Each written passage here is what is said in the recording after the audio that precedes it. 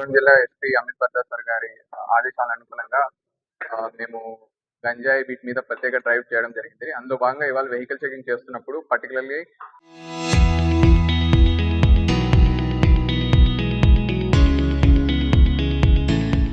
కొత్త పలుకులు అనే గ్రామం నుంచి రంపచోడవరం వైపు వచ్చే వైపుగా 7 మంది వ్యక్తులు 4 బైక్స్ లో రావడం జరిగిందండి. వీళ్ళు పోలీస్ వెహికల్ చెకింగ్ చూసేసి వెహికల్స్ తిప్పుకొని వెళ్తున్న ప్రాసెస్ లో మేము వెళ్ళి వాళ్ళని పట్టుకోవడం జరిగింది.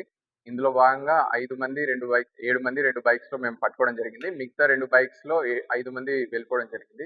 ఈ 7 మంది మేము తీసుకొచ్చి విచారించిన తర్వాత మా ఇన్స్పెక్టర్ అండ్ ఎస్ఐ గారు రికవరీలో చాలా బయటకి తీసుకురావడం జరిగిందండి. పర్టికులర్ గా వీళ్ళు కొయ్యూరు తర్వాత పెద్దాపురం ఏరియాస్ లో దొంగతనాలు చేశారు.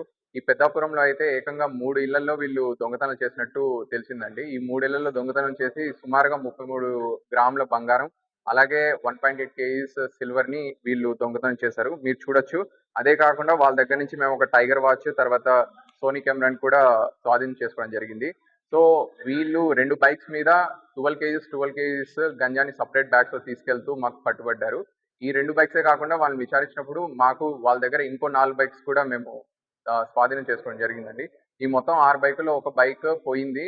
సో కొయ్యూరులో ఒక బైక్ పోయిందని ఎఫ్ఐఆర్ ఉంది. అలాగే మిగతా 3 బైక్స్ వచ్చేసి పెద్దాపురం ఏరియాలో అప్రహెండ్ చేయడం జరిగింది.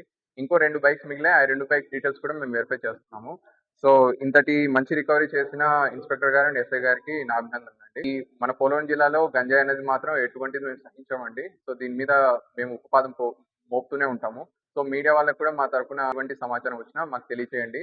సో మనము మన పోలవరం జిల్లాని గంజా ఫ్రీ డిస్ట్రిక్ట్ గా మారుదాం. మొత్తం 11 మంది అండి. వీళ్ళు ఒక గ్యాంగ్ లా ఆపరేట్ చేస్తున్నారు.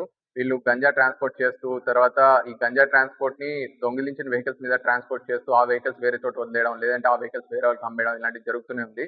ఈ 11 మందిలో మనం 7 మందిని పట్టుకోవడం జరిగిందండి.